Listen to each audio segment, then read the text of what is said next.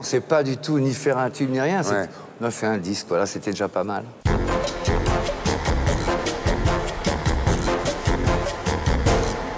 La lumière se rallume sur Cookie Dingler. Bienvenue sur le plateau de Tout le monde a parlé. Merci. Vous êtes né le 10 octobre 1947 à Strasbourg. Alors Cookie, en fait, c'est un surnom qui vous est donné par votre maman depuis le plus jeune âge, parce que pendant sa grossesse, elle avait une amie canadienne qui appelait son fils comme ça, et voilà. Vous avez essayé de changer, mais c'est impossible. Jamais. Voilà. Votre vrai nom, c'est Christian. Mon vrai nom, c'est Christian. Christian Dingler, voilà. Oui. Alors votre père, bel homme, élégant, qui avait bien réussi en montant un cabinet de géomètre, il avait attendu votre mère 17 ans, car votre grand-mère maternelle voulait un gendre avec une meilleure situation, et votre mère était cloîtrée dans sa chambre au 3e étage, où son Jules, votre père, la rejoignait en catimini en faisant de terribles acrobaties. Mais quand la fortune de la grand-mère a été dilapidée par le frère de la grand-mère, qui était un flambeur et un buveur, là, votre père, voilà, il l'a installé dans un appartement et il a enfin pu cueillir le fruit défendu. Oui. Belle histoire d'amour, en tout cas. Ah, c'est magnifique. Oui. Donc vous êtes le fruit d'un amour clandestin mûri pendant 17 ans. Oui, ça se voit, assurément. Non, en plus, vous êtes fils unique, Oui. surprotégé, couvé, gâté. Ouais, parce que... J'avais un frère, mais moi... Ouais, qui est mort de la mort subite voilà, du nouveau-né. c'est Voilà, ça, ouais. Donc vous êtes vraiment... Fils unique, oui, j'étais à la vraiment- maison, vous êtes vraiment le petit Dieu, quoi. Oui, le fils unique. C'est terrible, ça. C'est un handicap terrible. Oui, c'est un handicap. C'est Ouais. lourd à porter, souvent. Alors, jeunesse dorée, évidemment, mais cancre, hein, à l'école. Oui. Pas intéressé par l'histoire, pas du tout. Non, pas du tout. Pas du tout. Je passais dans les classes supérieures grâce à mes buts au football et puis sans doute aussi à des chèques de mon père Ah, d'accord. dans les réunions et pour les kermesses des collèges, des différents collèges. Mais non, c'était pas mon truc du tout. C'est pas votre non. truc. Finalement, on vous met interne chez les jésuites à Dole, et là, vous trouvez rapidement un moyen d'échapper 1 heure par jour à l'internat. Vous prenez des cours particuliers de piano. Oui, parce que j'avais remarqué que les gars qui prenaient piano pouvaient quitter l'étude pour aller faire leurs petits exercices dans des petites chambres où il y avait un petit piano. Sans espoir de vous inculquer le solfège, finalement, le prof de piano conseille à votre père d'installer un piano dans votre chambre pour que vous fassiez vos chansonnettes. Oui, incroyable. Ouais. Et mon père a suivi ce conseil. Dans la lettre, il disait notamment, ce serait pour son équilibre, je trouve que ce serait du plus grand bien qu'il puisse avoir C'est accès bien. à un piano. Parce que moi, je jouais les Beatles à deux doigts, enfin les morceaux de l'époque, et vous voyez bien que j'y prenais plein de plaisir, même si je ne bossais pas les exercices prescrits. Et puis, donc, on a mis un piano dans ma chambre et j'ai appris en autodidacte. Voilà. Alors, vous dites, je ne sais toujours pas lire les notes, mais j'ai une oreille diabolique. Oui. Bah, diabolique, comme beaucoup d'autres musiciens qui ont appris la musique comme ça d'instinct. C'est-à-dire, quand j'entends un truc à la radio, je peux l'évoquer tout de suite dans la foulée. Alors, après des études vraiment poussives en architecture, vous n'êtes pas très désireux de reprendre le cabinet de géomètre de votre père. Et là, vous montez vos premiers groupes de rock, dont un qui s'appelait Joker. Oui. Alors, vous jouiez quoi, là? Beaucoup de musique anglo-saxonne, évidemment. Grand fan du Velvet, grand fan des Kings, grand fan des Stones, évidemment. Voilà. Plus des morceaux à nous écrits en anglais, avec maintenant, avec le recul, je vois avec des textes quand même relativement indigents, comme seul un petit français alsacien peut en écrire. Voilà, mais une musique quand même bien charpentée, des très bons guitaristes. Et quand je réécoute les bandes, je me dis que c'était quand même un sacré groupe de rock à l'époque. Un peu en avance peut-être pour la région dans son temps. Alors ensuite, vous participez à l'aventure du lancement d'un resto macrobiotique. Vous passez quelques mois en Afghanistan et vous finissez par vous installer dans le sud de la France. Là, vous donnez des cours de tennis. Oui. Vous jouez dans les clubs. Oui. Vous faites la tournée des plages. À Nice, à Cannes, des clubs de cocktail club où il y a un piano au fond. Donc on fait de la musique d'ambiance un petit peu. Alors, vous installez dans un mât en compagnie de Béatrice, la mère de votre enfant Tom, mais elle a peur des frelons. C'est vrai que ça a été le motif avancé pour quitter ce pays de rêve et l'endroit de rêve. On avait 5 hectares avec les oliviers et tout, c'était vraiment extraordinaire. Mais bon, jeune maman, le bébé, beaucoup de frelons, voilà, une envie peut-être aussi de... Finalement, c'était pas si mal qu'on soit retourné à Strasbourg. J'ai pu reprendre contact avec ma famille, avec laquelle j'étais un peu en froid. Ils étaient quand même grands-parents, il y avait tout ça. Est-ce que c'était pas aussi parce que vous draguiez les filles à qui vous donniez des cours de tennis? C'est pas impossible. C'est pas impossible. Je pense qu'il y a de ça, Christian. Oui, vous croyez? Oui, je pense qu'il y a de ça. Peut-être. Alors là, vous réalisez que vous ne serez jamais un tennisman professionnel, ni un footballeur professionnel, vous avez fait du ballon aussi, et vous décidez à ce moment-là de vous consacrer exclusivement à la musique. Et en 1984, Femme libérée, qui va devenir un méga tube. Alors, l'histoire commence en fait en 81, c'est une musique que vous aviez composée, et un jour, une fille qui s'appelle Joëlle Kopf, qui est votre voisine du dessus à Strasbourg, qui veut être chanteuse, vous propose d'écrire des paroles. C'est d'ailleurs pas une mauvaise parolière, parce qu'elle a fait après des chansons pour Zazie. Et elle vous dit, je vais t'écrire un texte là-dessus. C'était la seule chanson française de tout un set anglo-saxon, aussi bien de nos morceaux que de reprises. Et déjà à cette époque, cette chanson, les gens, je me souviens, quand on jouait au Club 56, venaient nous dire « Ah, c'est bien là ton truc, là, la femme machin, là, tu devrais la... » Voilà. Mais c'était complètement hors production, hors disque, chanson qu'on avait fait un peu par défi. Parce que Joël avait dit « Ah, vous chantez toujours en anglais. » Et donc la boutade, ça avait été bah, « Écris-nous une chanson. » Et elle a écrit. C'est sa toute première chanson. Alors, il faudra quand même 3 ans pour que cette chanson soit enregistrée. Un jour, vous êtes dans un bal d'une grande école à Paris. Et le producteur de l'émission de France 3, L'Écho des Bananes, vous dit pourquoi on n'en fait pas un 45 tours. Ça sera l'un des plus gros tubes du top 50.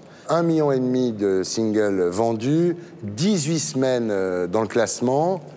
C'est énorme. C'est fou. C'est fou. Ça a été rapide, votre célébrité, quand même. Très rapide, parce que le disque est sorti, si j'ai bonne mémoire, en avril ou en mai, et puis ça a été le tube de l'été. Et puis c'est d'autant plus incroyable que cette phrase résonnera toujours dans ma tête. Quand on rentre de Paris vers Strasbourg, Paul, le guitariste, qui dit juste cette phrase formidable, vous vous rendez compte, si on en vend 50 000, personne ne perd d'argent. Pour vous dire que vous ne pensez pas du tout ni faire un tube ni rien, on a fait un disque, voilà, c'était déjà pas mal. Alors, quelles ont été les réactions de votre entourage à ce moment-là, votre père, par exemple? À mon père, toujours très secret, évidemment. Je me suis bien sûr fait un plaisir de lui offrir le premier disque d'or, qu'il a effectivement accroché à la plus belle place de son salon. Mais il prenait ça d'un peu de haut, disons. Enfin, bon, il ne m'a jamais vraiment ni encouragé, ni rien.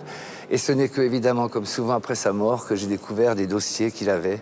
Il découpait les articles? Mais tout, absolument tout, des lettres de ses confrères, etc., où j'ai vraiment réalisé qu'il était très fier, mais il n'a jamais pu me le dire. C'est vrai que c'est une famille où on parle peu.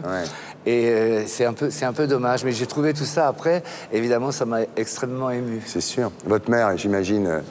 à fond derrière moi. Le petit cookie. Bah oui, bien sûr. Non, très fier, évidemment. Et Béatrice, elle a réagi comment? Béatrice, c'est sûrement la fille la plus rebelle qui m'était donné de rencontrer. Donc rebelle à tout, rebelle aussi à ça. Un vrai Gémeaux, si tant est qu'on puisse croire aux astres, mais vraiment, oui, ensuite non. Je lèche et après je mords. Une fille vraiment difficile à vivre, mais qui a tenu sa route jusqu'à nous quitter il n'y a pas longtemps, dans un excès d'alcool, de tout, vraiment un excès. Et donc, elle prenait ça un petit peu comme une vraie sauvage peut le prendre, un peu amusée, etc. Elle n'a jamais été fière de ce que je faisais. Elle n'a jamais non plus été contre. Elle se souvient, et c'est ça que j'ai toujours aimé chez elle, elle se souvient des années où on faisait de la musique jusqu'à 4-5 heures du matin, en jouant les vieux morceaux des années 70, 80, bien avant d'être connue. Ayant connu cette période-là, et bien sûr, elle était attachée à ça. Elle était attachée à ça, bien sûr. Et Tom? Et Tom va bien. Tom, évidemment, je l'ai découvert pas tardivement, mais c'est vrai que j'étais rarement là. Voilà, à l'époque, il avait quel âge, Tom? Il a 5 ans, il est né en 79. Je ne s'en rendais pas compte. Non, non, pas du tout. Et par la suite, évidemment, c'était comme tous les tubes des années 80, il y a un moment où ça devient un peu ringard. C'est la variété française, j'imagine qu'il commençait à écouter du rap, comme beaucoup de gamins de son âge. Donc il était un peu... Et c'est finalement ses copains qui disaient « Mais attends, mais c'est super, Femme libérée !» C'est un des premiers reggae français, où il a peut-être reconsidéré le morceau. Mais en tout cas, maintenant, on s'entend super bien, ça nous est arrivé de travailler ensemble, c'est un vrai plaisir. Quelles ont été vos relations avec les médias à l'époque? J'ai été vite gavé, disons, par Paris. Bah oui, on faisait de la musique live depuis des années, on se retrouve à faire des playbacks dans les boîtes de nuit à 3 h du matin. À droite, à gauche, Paris. Est-ce que c'est ma nature profondément alsacienne? Peut-être. Je sais pas, mais bon, puis ça parlait beaucoup, c'était un peu particulier. Donc on s'est laissé un peu basculer. Vous aviez des papiers, vous aviez des émissions de télé, mais ça vous a pas fasciné, les médias. Bon, voilà, je veux dire, on peut pas vraiment être fier d'avoir fait un double page dans Mademoiselle Âge tendre.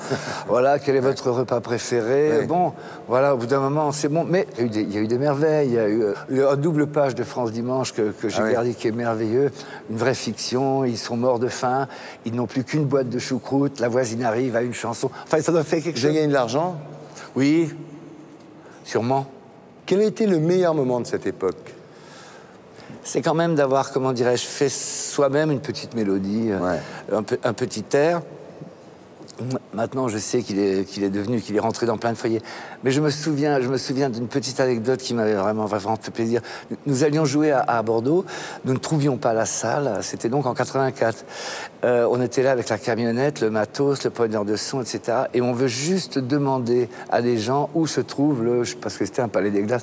Et on s'arrête pour demander à 3 jeunes filles. Et elles avancent en marchant et elles chantent Femme libérée. Nous ne sachons pas du tout. Que c'était vous? Oui. Et nous, bien sûr, ne leur disant rien. Ah, c'est génial. Et je trouve ça formidable. C'est formidable. Je trouve ça formidable. C'est là que j'ai réalisé ce morceau peut être un lien comme ça, invisible, entre plein de gens. Et ça m'avait beaucoup touché. Ouais. Et le pire moment de cette époque? C'est de ne plus faire de musique, quoi. C'est de ne plus être créatif. Et puis de se cacher des trucs, de s'enfermer. Ça m'est arrivé tard, il ne faut pas oublier. Femme libérée, j'ai 37 ans. Donc c'est pas comme la Starac, j'ai 20 ans, etc. Donc voilà, j'ai essayé de trouver mes marques. J'ai eu vraiment beaucoup de mal. Après, vous faites un deuxième single qui s'appelle Faut pas rêver. C'est assez prémonitoire en même temps. Oui, et puis surtout, il fallait surtout pas sortir ce morceau-là. Alors j'ai fait encore quelques voyages à Paris pour dire au producteur que c'était une erreur de vouloir faire une deuxième Femme libérée. Je pense qu'il fallait planter un autre clou, montrer qu'on pouvait faire autre chose. Mais c'est pas nous qui décidions du choix des morceaux. Et puis je pense que moi, j'ai pas fait non plus peut-être les musiques... La mélodie qui tue. La mélodie qui tue. J'étais peut-être dans un état qui... peut-être que la musique de cette époque reflète ça. C'est pas impossible. Justement, là, finalement, la promo vous fatigue, les tournées vous fatiguent, vous détournez de la musique et vous mettez le nez dans l'héros, quoi. Alors, moi, j'ai pas d'avis à donner sur la question, si ce n'est que c'est un piège énorme et que je ne connais personne qui a été plus fort que le produit. Voilà. Et donc voilà. Et c'était aussi une façon un peu peut-être de m'isoler, de fermer la porte et de retourner à Strasbourg à ce moment-là. Alors vous dites, une journée sans zéro était invivable. Ma seule activité consistait à trouver l'argent d'abord, la drogue ensuite. Bien sûr. J'étais en apnée, je m'isolais de tout et de tous. Bien sûr. C'est vrai qu'au début, ça résume tout. On n'a plus faim, on n'a plus envie de baiser, on n'a plus envie de réussir. On en prend pour être mieux, puis après on en prend juste pour être normal. Pour être malade. Et puis finalement, on s'accroche aux médicaments, quoi. Bien sûr, c'est épouvantable. Ça coûte une fortune en plus. Bien sûr, à l'époque, c'était fou, vraiment. Et puis je veux dire, on se ment complètement. Je veux dire, c'est comme une plante qui a besoin de terreau. J'arrête demain si je veux. Bien sûr, et le corps a tellement besoin de ça que même le cerveau se met de la partie pour trouver une raison, une excuse d'aller encore. Et c'est pas pour assurer il faut que j'assure, mes parents. Les excuses sont nombreuses et le trou est sans fin, vraiment. Là, vous vous trouvez en train de ramper devant des minables juste parce qu'ils peuvent vous vendre un demi-gramme d'héros, quoi. C'est-à-dire, c'est très humiliant en même temps. C'est ce qui m'a un peu sauvé. C'est ce qui m'a sauvé. Là, j'ai dit, là, c'est plus possible. Là, c'est plus possible. C'est pas moi, je ne peux pas. Et ça, j'en ai marre, quoi. C'était devenu physique. J'en dormais plus, des cauchemars. Et là, il faut trouver une sortie, quoi. Et vous en êtes sorti? Oui, grâce à quelqu'un, évidemment. Quoi. Oui, Cathy. Bien sûr. Mais il vous faudra quand même 5 ans pour vous résoudre à décrocher, quand même. Oui. Et absolument. ensuite, décrocher. Oui, bien sûr. Aussi parce que j'étais avec quelqu'un d'autre. Et donc, j'avais rencontré Cathy sur un spectacle. Voilà, on était tombés amoureux, mais bon, c'était pas question. Et puis, chose incroyable, cette fille m'a attendu patiemment 4-5 ans. Malgré ses parents ou ses familles qui lui disaient « Mais qu'est-ce que tu attends? En plus, c'est un junkie, tu sais, il n'y a rien à faire. » Je dis souvent cette anecdote terrible quand elle était allée voir des gens spécialisés en leur demandant « Vous qui connaissez la drogue, donnez-moi un conseil. » Le seul conseil qu'ils lui ont donné, c'est « Planquez votre carte bleue. » C'est fou. Et donc, comme quoi, c'est perdu d'avance. Il y a un proverbe qui dit « Never trust a junkie ». Absolument, c'est connu, évidemment. Et donc, quand même, finalement, ne sachant plus que faire, étant perdu, je suis un peu allé vers elle en lui disant que j'avais vraiment envie. Et donc, elle m'a... Le combat, c'est soi-même, on le mène soi-même. Personne ne peut le faire à votre place. Mais au moins, elle a tout planifié autour, s'occuper de... J'avais plus d'excuses, disons. Il y a une scène incroyable, c'est le jour où vous allez en cure de désintoxication. La voiture tombe en panne sur le chemin de l'hôpital. Absolument. Et là, vous êtes dépanné par un pote. Et vous voyez dans son regard... qui doute que vous puissiez décrocher, quoi. Il me dit bonne chance, mais je vois bien qu'il y croit pas. Ouais. Et ça vous a, énormément. Ça vous a foutu la pêche. J'ai toujours eu besoin comme ça de challenge. Vraiment, je vais te montrer quand même que je suis pas si down que ça, quoi. Et là, ça va? Oui.